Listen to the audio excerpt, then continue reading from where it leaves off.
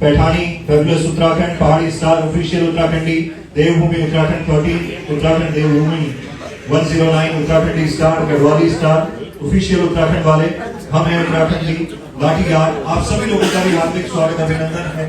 आपकी जो social media की टीम है, एक बार जोरदार तालियां इन लोगों के लिए, क्योंकि हमारे गीतों को पहुंचाने का काम ये लोग भी बाखूबी करते हैं।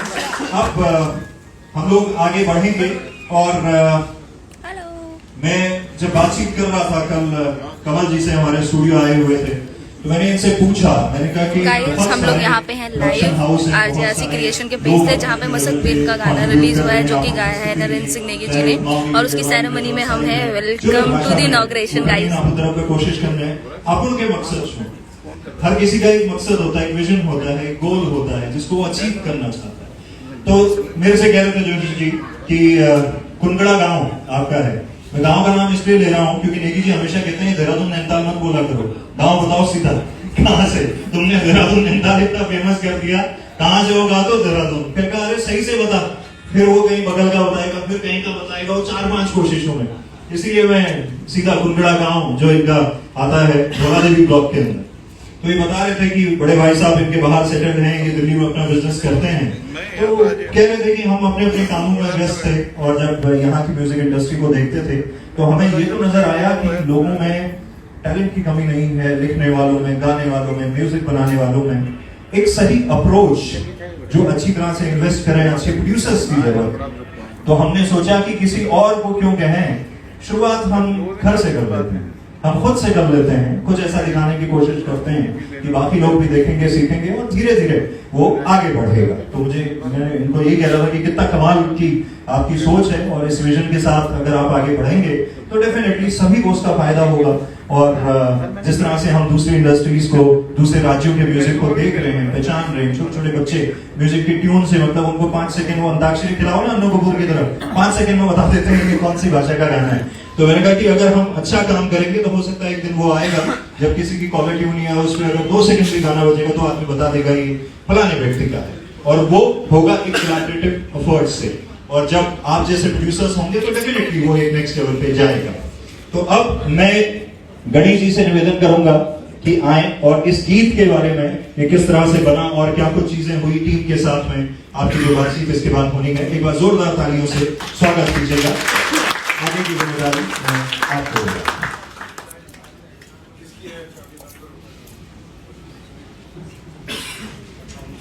धन्यवाद। आरजे काव्यान उत्तर दा पुत्र, ये आवाज जो हमारे लोक सरोकारों को लेकर पूरी दुनिया में गूंजती है, आपका स्वागत, अभिनंदन और बहुत बहुत धन्यवाद।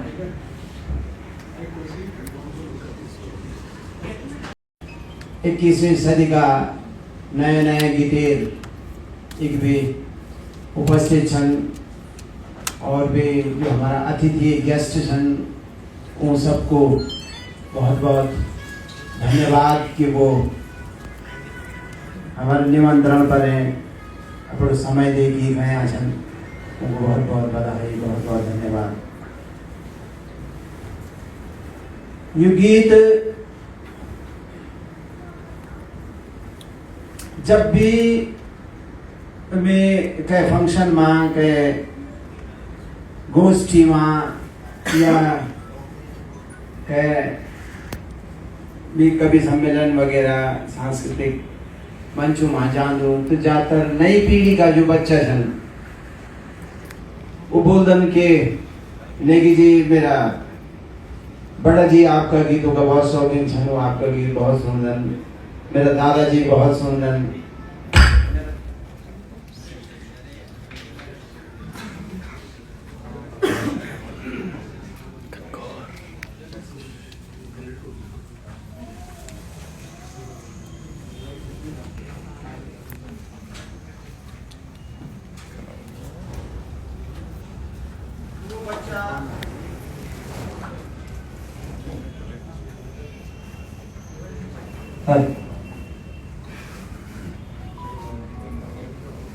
तुम्हें समझ जान रही बात है ना कि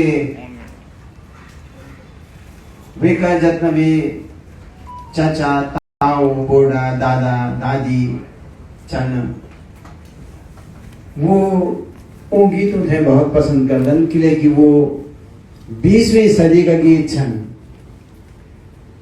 18वीं सदी माँ जो गढ़वाल छो, जो उत्तराखंड छो, गढ़वाल हो, कुमाऊं को हो, वे को जीवन जो उखा का सुख दुख का गीत से वो अपने जोड़दन।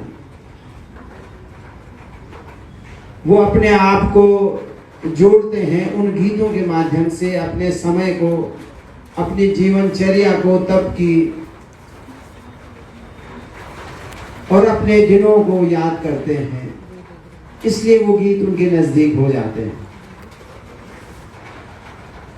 तो मैं कहता हूं कि भाई आज भले 21वीं सदी आ गई है, नए बच्चे, नई पीढ़ी के बच्चे अपने मिजाज के अनुरूप गीत गा रहे हैं, लिख रहे हैं, डीजे का बहुत चलन है, प्रचलन है, लेकिन उन लोगों के लिए, उन चाचा, ताऊ, बूढ़ा, बूढ़ी, इनके लिए भी कोई एक आदमी गीत लिखने वाला होना चाहिए। और मैं कहता हूँ कि मैं अभी हूँ, मैं 20वीं सदी का हूँ अभी, और मैं उनके मनोरंजन का भी ख्याल रखूँगा, कोशिश करता रहूँगा कि उनके लिए भी कुछ गीत बने, उनके जीवन जो उन्होंने भोगा उत्तराखंड के पहाड़ों में रह के, उनके लिए भी कुछ गीत हों। तो उसका एक नमूना अभी आप लोगों ने यहाँ पे देखा, और अभी उससे पहले भी मैंने बहुत सारे गीत लिखे हैं। जब मैं 22-24 साल का रहा हूँगा तब मैंने बुजुर्गों पे भी गीत लिखे, क्योंकि एक लेखक के लिए ये कंडीशन है कि उसे संवेदनशील होना ही होना। अगर उसके अंदर संवेदना नहीं है अपने समाज के प्रति, अपने लोगों के प्रति,